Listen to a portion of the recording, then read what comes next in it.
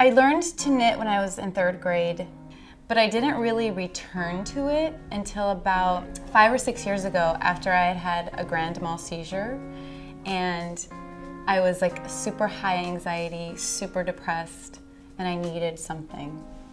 I feel like it did heal me because it helps me to just center, balance, think, and also I breathe. I can breathe.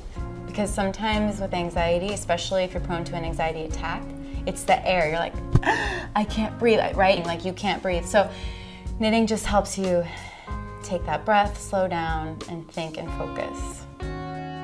I was one of those nervous pregnant people and stressed out because I had another young child at home and working, and I needed something to help calm down, focus when I had 5 minutes.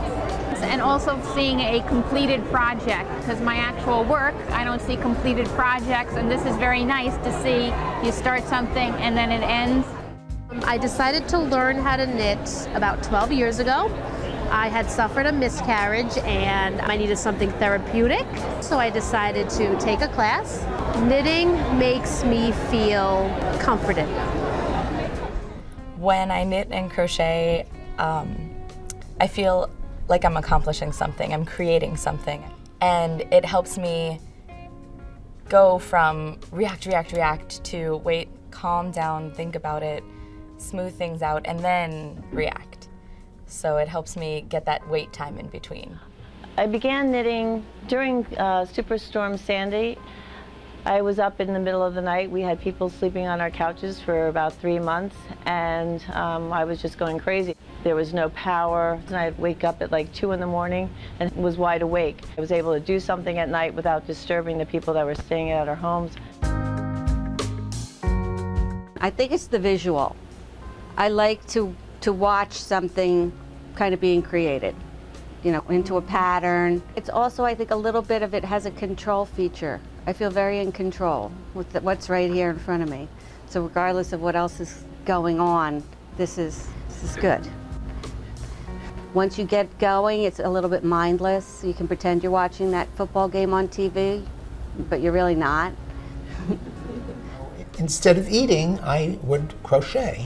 I would get very involved with it, and then there wasn't so much time to think about food. You know, in the past, like 2-3 years, I've lost about 45 to 50 pounds. And unfortunately, some of it is coming back, so I've got to pull out that knitting again. After 9/11, I was a little nervous at times flying. The first few years, kind of like, you know, not so certain about that. And I always take knitting with me when I fly. Always. It's one of the first things that I pack. I'm in radiation therapy right now.